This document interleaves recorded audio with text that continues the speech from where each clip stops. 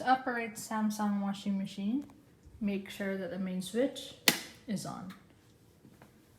Open the lid, load the clothes inside and close. Open this cover and put the soap inside.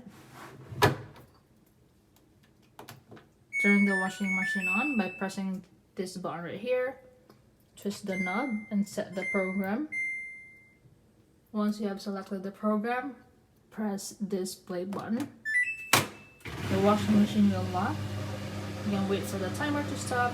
Once it's done, you can open the lid back and press this button to turn off.